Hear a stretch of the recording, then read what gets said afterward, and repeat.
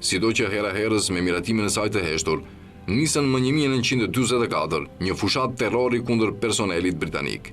Agjencia Hebreje ju bashkua konfliktit më 1945, kur njësitë të Haganat ndërmorën një varg aktesh të mirë koordinuara sabotimi kundër komunikacioneve britanike në Palestinë. Sionizmi i përgjithshëm palestinez kishte hyrë në luftë kundër Britanisë.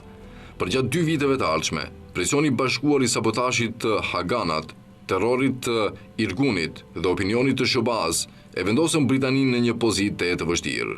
Në shkurt të vitit 1947, sekretari i jashtëm Ernest Bevin, duke pohuar se Britania kishte humbur kontrollin e situatës në Palestinë, ja referoi çështjen Kombeve të Bashkuara. Kërkesat e Bevinit për Kombet e Bashkuara për gjetur një zgjidhje për mandatin e Palestinës u pasuan nga muaj me aktivitete edhshëm diplomatike në Kombet e Bashkuara në New York dhe në shtëpinë e Bardh në Washington. Asambleja e Përgjithshme kërkoi një komitet. Udhëheqësi sionist e mbështetën raportin, ndërkaq që udhëheqësit arab e hodhën poshtë atë. Presidenti Truman, plotësisht mbështetës për krijimin e një shteti hebre, ishte i vendosur të arrinte miratimin e raportit shumicës. Nga që propozimi kërkonte një vot shumice me 2/3 në Asamblenë e Përgjithshme që të ndihmës ekonomike amerikane nga vendet e tyre nëse nuk votonin për propozimin e UNSCOP-it.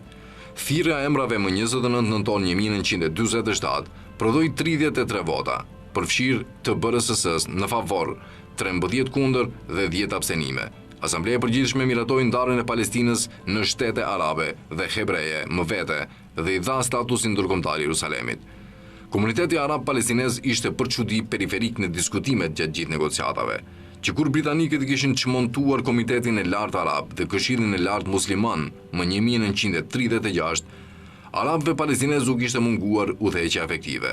Duke munguar udhëheqja unifikuar nga brenda Palestinës, përgjegjësia për paraqitjen e çështjes arabe palestineze do t'i mbetej Ligës Arabe dhe shteteve të saj anëtare. Por regjimet arabe të pas luftës, veçanërisht në shtete të tilla kyçe si Egjipti, Siria dhe Iraku, u përballën me trazira vendore në rritje. Elita sunduese e këtyre regjimeve, në ankth për të siguruar mbështetjen e brendshme, adoptoi një qëndrim të linjës së ashpër për Palestinën, si një mënyrë për të treguar antiimperializmin e vet dhe për të afirmuar pavarësinë e saj në politikën e jashtme. Në emër të palestinezëve, ata i kundërshtuan të gjitha përpjekjet për planin e ndarjes të Kombeve të Bashkuara, duke siguruar arabët e Palestinës se ishin gati për t'i mbrojtur ushtarakisht në mandatit britanik dhe në Gadishullin e Sinait dhe në Libanin Jugor të ndërprera nga disa periudha anëpushimi. Si rezultat i luftës, Izraeli kontrolloi zonën që OKB-ja kishte propozuar për shtetin hebre, si dhe pothuajse 60% të zonës propozuar për shtetin arab.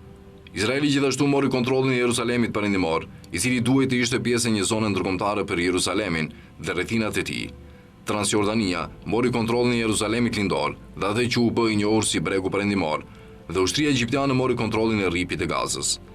Në konferencën e Xherikos më 1 dhjetor 1948, 2000 delegat palestinez kërkuan bashkimin e Palestinës dhe Transjordanisë si një hap drejt unitetit të plot arab. Konflikti shkaktoi ndryshime të rëndësishme demografike në gjithë lindjen e mesme. Rreth 700.000 arab palestinez u dëbuan nga shtëpitë e tyre në zonën që u bë Izrael